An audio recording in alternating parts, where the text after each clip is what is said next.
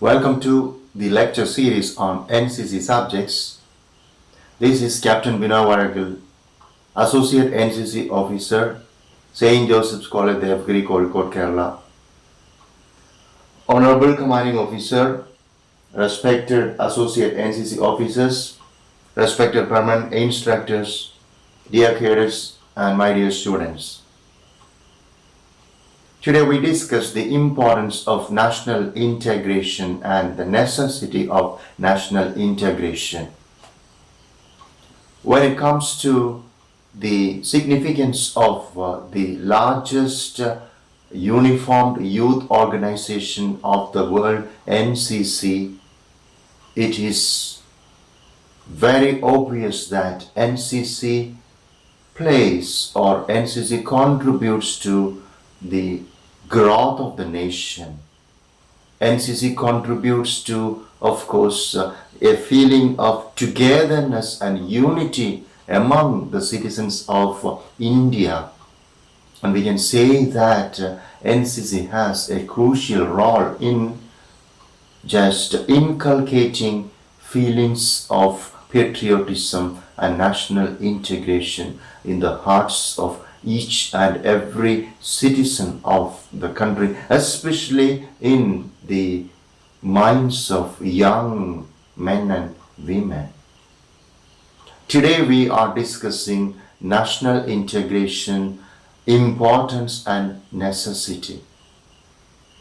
We have been discussing the features of Indian nationalism, or rather we have discussed many aspects of the greatest, the largest democracy of the world, India.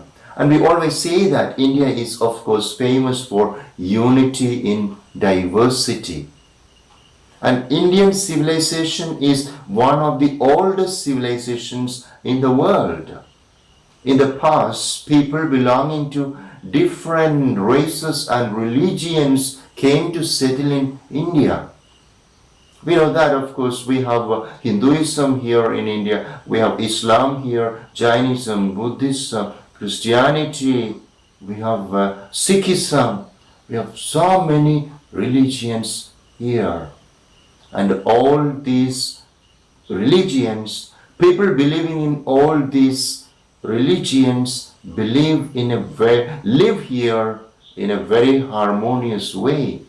And there comes the significance of India, and there comes the significance of national integration. So all these different people believing in practicing different religions and races and languages and cultures and customs and traditions and rituals came to our country, India, and along with them they brought different distinctive lifestyles. So we understand that India, of course, is a country which is well known for unity in diversity. We have unity in diversity here in the country. Okay, our country has a lot of diverse elements, heterogeneous aspects, and despite of being heterogeneous, we are, of course, having unity. That is the significance of India. And when we think of national integration, we have to discuss the first point, that is unity in diversity. So many cultures, so many languages, different lifestyles, different food habits, and despite of all that, we as Indians remain united. And when we think of the greatest civilization of world, or rather the oldest civilization of the world, we also have to consider different tribes with their distinct languages just mingling and mixing up with the people here, right? So we have to understand the fact that all these people believing in, or rather practicing different cultures, languages and lifestyles came to our country, and they just lived here of course, with so much of adjustments. And this is the reason why our culture is described as an example of composite culture. Okay, it is of course a synthetic culture. Indian culture is a synthetic culture. It's a composite culture. It's a culture of many languages, religions, races, and lifestyles. Our culture is made up of all communities, races, and religions.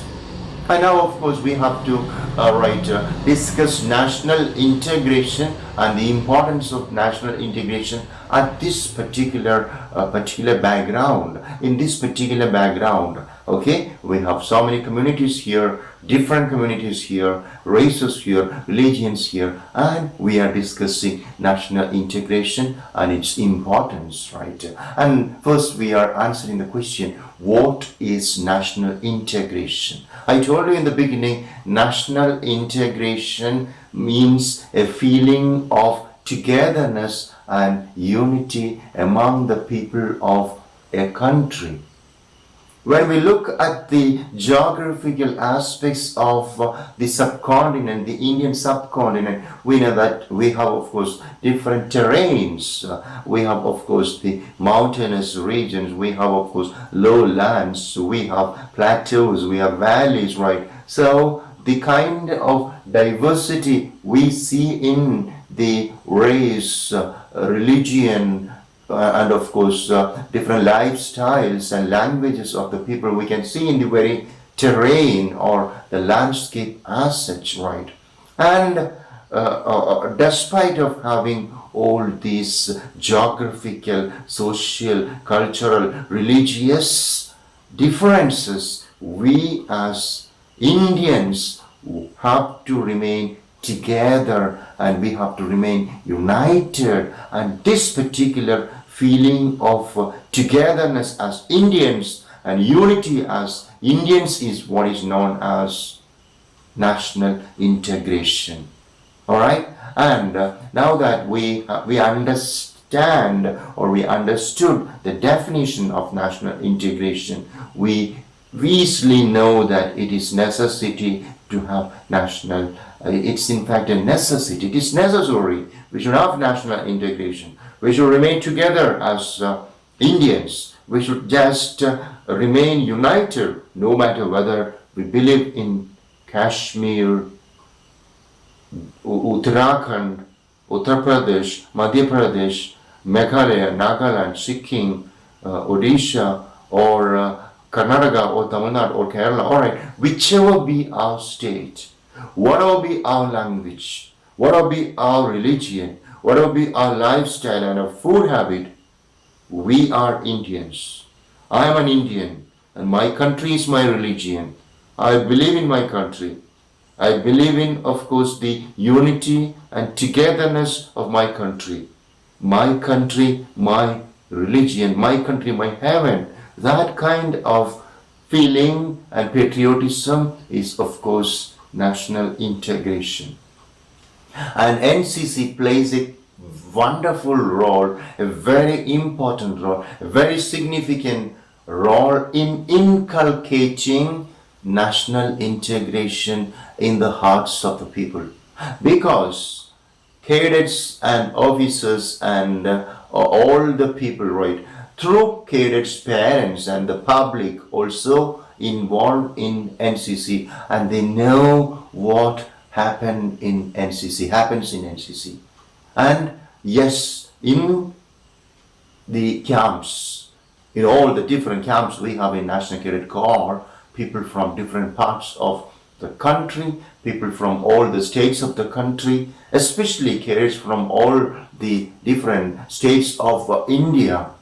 Okay, along with, of course, their parents, right? Every day or more, maybe sometimes, right, alternate days, right, or at times the parents ring up the cadets and inquire what's happening in the camps and, of course, how is the lifestyle, and they just speak about the experience. Cadets speak about the experience in, of course, the camps, like the annual training camps and of course the national integration camps and the Talsaini camps and of course the Republic Day camps and all, especially of course all the camps we have this kind of living together of people believing in different communities, religions, castes, creeds and races, and this particular feeling of national integration, we are first of all Indians. We are first of all, a national cadet corps, and we are upholding the ideals of being an Indian. And it doesn't matter. My religion doesn't matter. My caste doesn't matter. My beliefs doesn't matter. My religious identity doesn't matter. My language doesn't matter. We are Indians, and this kind of feeling of togetherness and unity is national integration. And national integration also means an atmosphere in which all citizens of the country, irrespective of their caste, religions and region, locality, no matter you are from Tamil Nadu or you are from, of course, Meghalaya or from Ahmedabad or Gujarat or, of course, you're from Ladakh or from Srinagar or from, of course, somewhere else, The region doesn't matter, religion doesn't matter, caste doesn't matter. We live together peacefully, and we have to live together peacefully because we are sons and daughters of India. Hindustan, we are sons and daughters of same mother, and our mother loves us. We are brothers and sisters of India. And now that we are sons and daughters of the great democracy of the world, India, we have to live peacefully. We have to live together. We should live, of course, united. This is the feeling of national integration. And of course, national integration refers to, of course, integration in all aspects, say for example, in social, political, economic and emotional, we should have emotional integration. Social, political, economic and emotional integration. Everywhere in the country there must be peace. Everywhere in the country there must be prosperous. The people should, of course, remain happy. People should have employment. People should have opportunities, equal opportunities. And this is yet another aspect of national integration. And of course, in an integrated country, people share common goals. People in Kerala, people in Kashmir, people in, of course, Gujarat and, of course, the Northeast, they have common goal.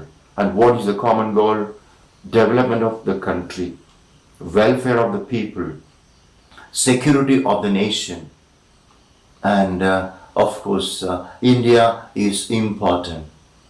India should develop. People in India should be happy. People in India should have, of course, a peaceful living. And this kind of a common goal is another aspect of national integration. And we are all Indians work together and cooperate with each other for the prosperity of the nation. This is very important. The second point, of course, is feeling of togetherness and feeling of togetherness. This is very important.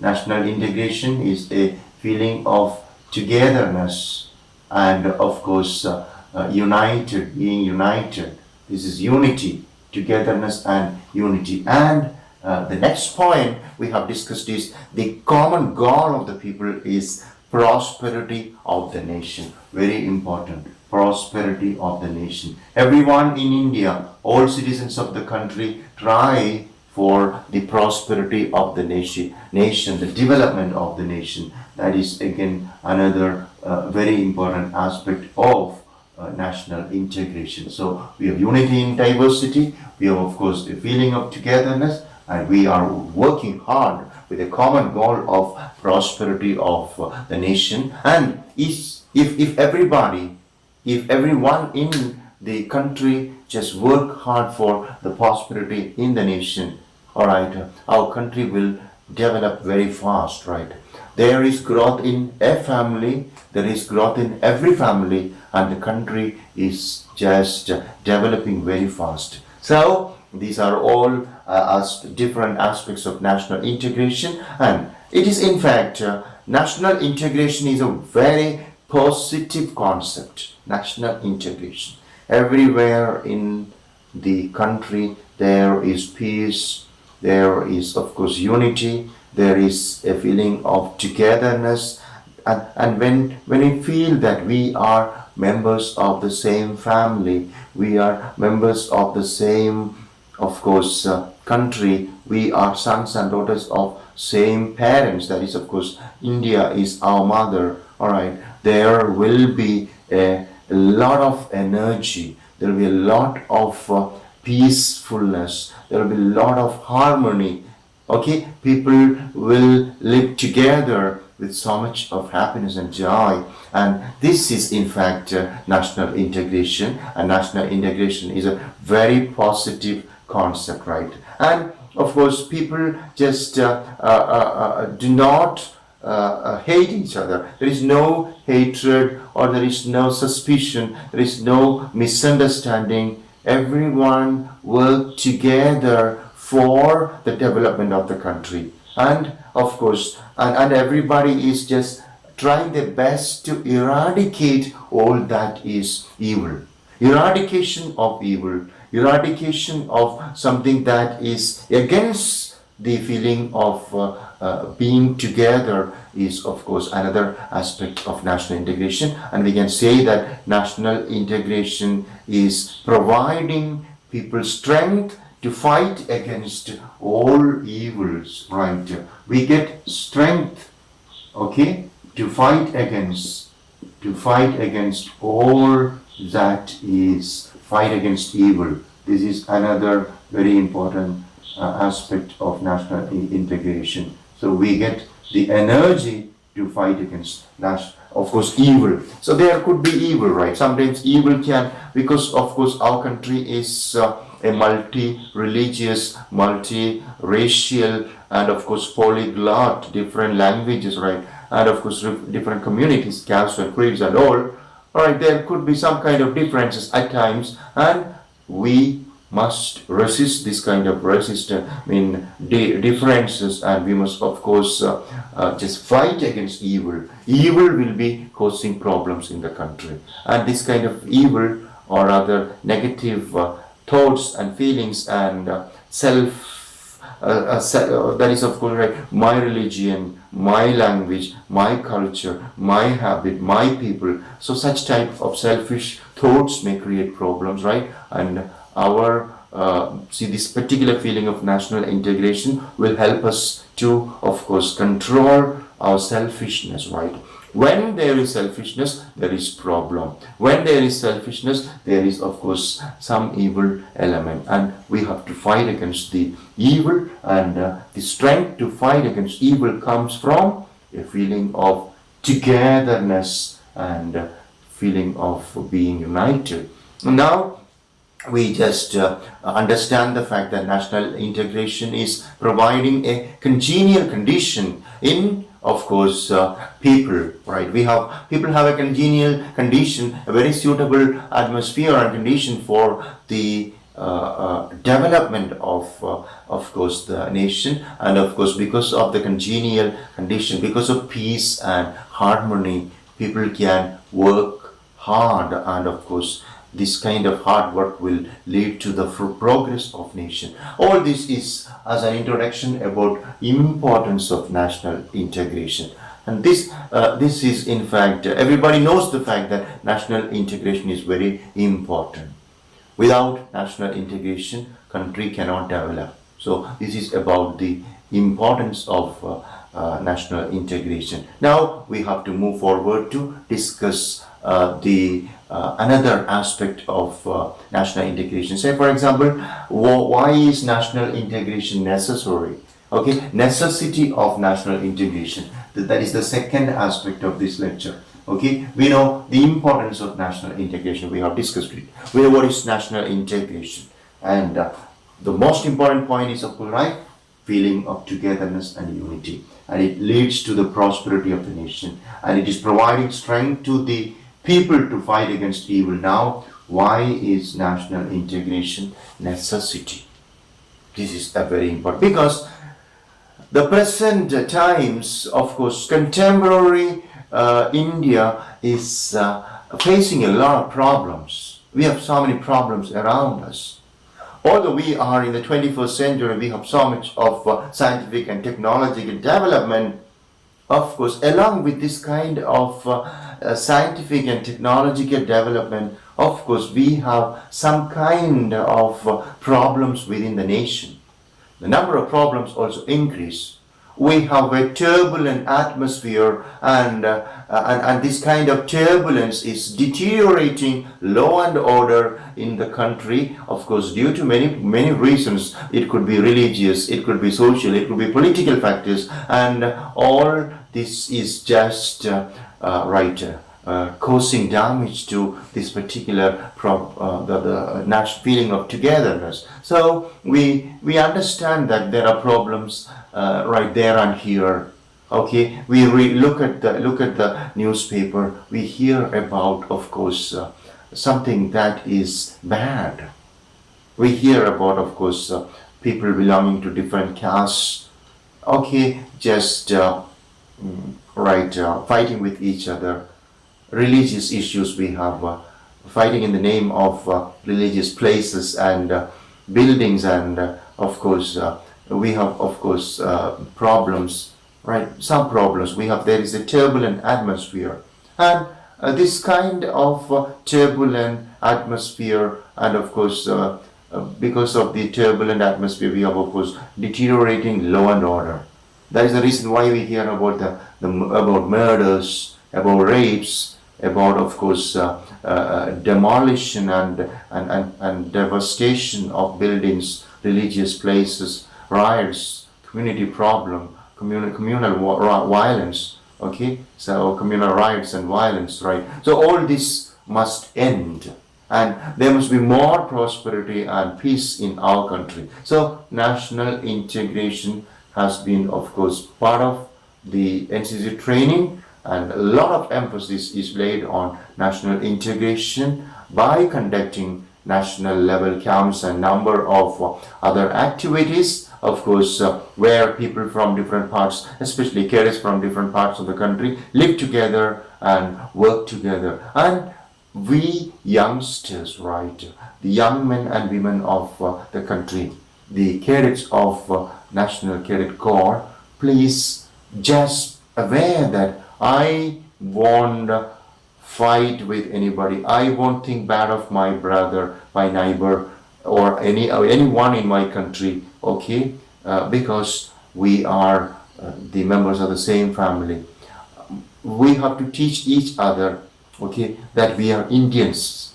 Let us not give undue significance to, of course, religion or other language or customs and all. Because when we give too much significance to religion, when we give too much significance to caste, when we give too much significance to language, when we give unnecessary significance to, of course, color, casteism, all right, there will be problem.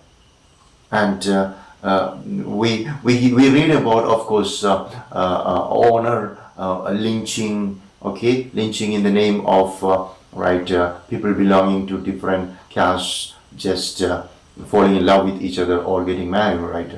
So all that is, of course, right, inhuman. And of course we are educated, and we live in the 21st century. So there is, of course, development and growth in the nation, and that kind of development and growth in the nation and growth in the family, growth in the individual has also to reflect in the life of the people. So there must not be too much or any any kind of murder, rape, and all. We have to respect our brothers and sisters, whatever be their caste, creed, and color and religion. We must also respect women. We hear about a lot of atrocity towards women, and of course, women belonging to, of course, different castes are being disturbed and often hunted. All right, that is, of course, especially from the marginalized communities, right, or other castes and creeds, right.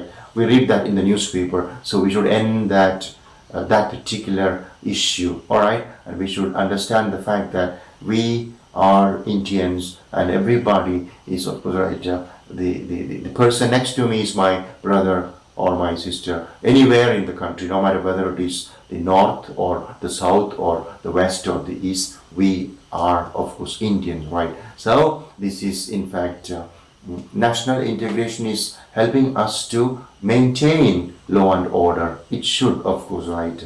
There must not be any kind of bullying or fighting or rioting in the country on the basis of region, religion, caste, creed, and all. Now let's discuss the necessity of national integration. We must have integrated nation. We must have an integrated nation. Why? Number one, integrated nations or national integration will help us to maintain sovereignty and territorial integrity of the nation. Okay, ours is a sovereign, socialist, secular, democratic country, India, and we are sovereign. India is sovereign. No other country can control India. Must country control India, and of course our territorial integrity. All right, we have our own border. We have a very clear idea about the map of India. We have a clear idea about, of course, the borders of India, and not even a cent of the land of India will go to the enemy or any other nation. Whatever is Indian will remain Indian, and this is, of course, this kind of a feeling, right? All Indians will together fight for the sovereignty and the territorial integrity of India. All right, India is not to be divided anymore. We had, of course, tragic experiences and history in our in the past, right? That will not happen. That should not happen. We will remain together. Okay, if we just fight in the name of caste, creed, religion, and of course culture, the country is going to be divided, and again it is going to be choked, and we don't want such kind of, right. We will ensure that we, the young men and women, always will ensure that, okay, there is togetherness and unity in the country, and the sovereignty and the territorial integrity is always maintained. This is the first point, right? Maintenance of sovereignty and territorial integrity of the nation. And that is the first point of necessity of national integration. And second point, that comes under the necessity of maintenance of national integration is maintenance of peace and harmony. Okay, national integration helps us to maintain peace and harmony. There must be, everybody must have peacefulness. There must be harmony. There must be, of course, mutual understanding and respect. All that is peace and harmony. And third point, okay, necessity of national integration. National integration helps us to have growth and development of the nation. There must be growth. Growth should go to all the spheres: social, economic, political, scientific, technological, medical, right, transport, communication. There must be development. There must be growth. The country has to. And we should have the best kind of education here, best kind of medical facilities here, best communication facility, best scientific and technological advancements, best medicines, right? Okay. So, growth and development of the nation. And the fourth is eradication of poverty and illiteracy. National integration will ensure, right, that is of course poverty is eradicated. There are a lot of poor people who do not get single meal a day, and it should end. There are a lot of people who do not know how to write their name. There are a lot of people who do not know the borders of India, who do not know what is India, who do not know that India is of course having a lot of diverse culture. There are a lot of people who do not go out of their maybe dens or small huts or very small houses, right? So people should also just travel. People should move out, and people can move out only when they are educated, only when they have some money with them. So poverty and illiteracy are social, to a certain extent, maybe some of the evils that affect our growth and development. So it should be eradicated. Poverty and illiteracy must be eradicated. Everybody must be given free education.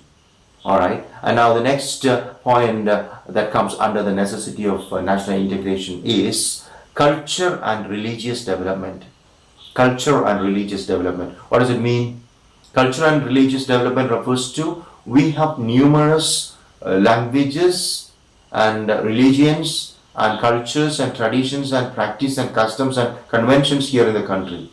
So, okay, everybody should feel that, right, this particular language is of course mine as well. This religion is mine as well. This culture is mine as well, right? So, cultural development is we are broad-minded, right? Becoming broad-minded. Okay, all the there is some more of synthesis. All right. And okay, we should of course have broad-mindedness, and of course our this kind of maybe there could be some kind of narrow-mindedness in the people, and that kind of narrow-mindedness must just end. Religious development doesn't mean the development of one religion, right? That refers to, of course, the perspective of the people.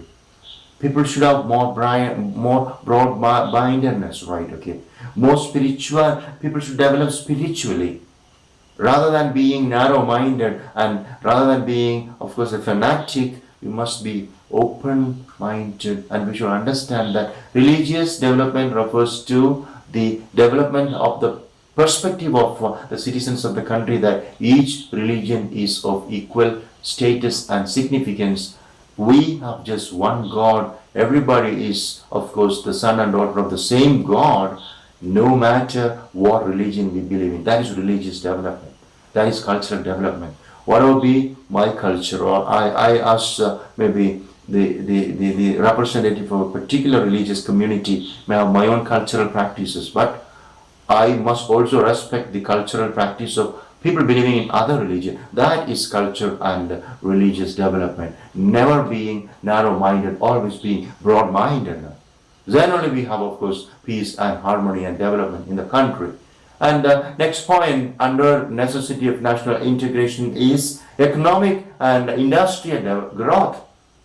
Okay, economic, there must be economic growth, there must be financial growth, more money has to, there must be money, everybody should have enough money, per capita income has to go up, GDP has to go up, more money should come to the people, and if we have money, of course, we have more purchasing power, everybody can buy whatever they want, so there must be economic and industrial growth. Industrial growth again refers to, of course, more development.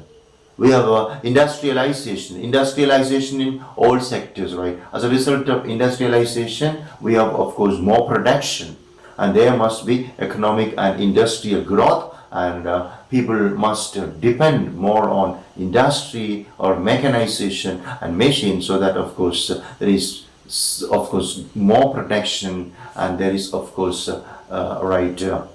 we can save time. Maybe 100 people work in the farm right now, but if you have a suitable machine, right, within 1 hour, you can finish whatever is done by 100 people in 1 day or maybe 1 month. That is the benefit of industrial growth, saving time and more production and quality products we have in when we have industrial growth. So that is the seventh aspect of national integration. Now we come to, of course, the next aspect of necessity of national integration, that is attract foreign investment and increase import and export. This is very important. Right now we are, of course, we uphold globalization, liberalization, and of course free trade. And where do we stand when it comes to globalization, privatization, liberalization, and all? Where do we stand? What is the position of India? How much do we what is our foreign investment? Do we have Indian companies working in most of the leading developed nations of the world? And what about our import and export? Import and export. Do we export more than, of course, or do we import more? And of course, everything is very essential. And of course, national integration should lead to the attraction of foreign investment and increase import and export. Right now, we come to the next point that is under the necessity of national integration: exchange of technological know-how and culture. All right. So technological know-how and cultural exchange will happen when we have, of course, national integration. And now we come to the next point, that is, of course, welfare and well-being of the people. National integration is ensuring welfare of the people and well-being of the people. All right, there is no selfishness. Right, everybody has to increase. No regionalism. No regionalism. Regionalism refers to focus on a particular region, my state, my district, my panchayat. All right, no, nothing of that. All right, all the states of India is equally considered. All the districts of India equally considered. That is, of course, welfare and well-being of the people. Okay, everyone is a citizen of the country, and each must develop. Each must have peace and prosperity. That is welfare and well-being of the people. And now, of course, we come to the last point, that is under the necessity of national integration. That is, of course, foreign relations and better standing among the nations of the world. Right, India must have good relations with all the foreign nations. Right, India must have a very amicable and friendly relationship with all the members of United Nations organization. And India must be accepted and admitted and respected by all the nations of the world. And of course, Indians should also respect and care for and of course accept and admit and respect all the nations of the world. And the voice of India must be important when it comes to, of course, international scenario. In an international scenario, in a world summit, our country should have a unique and important position, and Indians must have, of course, a unique and ideal image overall the world, anywhere in the world. That is, of course, the last point of national integration, foreign relations and better standing among the nations of the world. Right. So when it comes to an Indian citizen, nobody should just should have any wrinkle on the face. Right. Yeah, Indian. Right. They are, of course, great people. Right. They have great culture. They have numerous languages. They have a lot of educated people, a lot of trained people, well-disciplined people. Okay. So people should know. People in the world should know. People of different nations should know that this is India. India is, of course, having unity in diversity, in so many culture, so many religions, so many languages, so many races. Despite of all that, India is a country of peace, prosperity, and harmony. All right.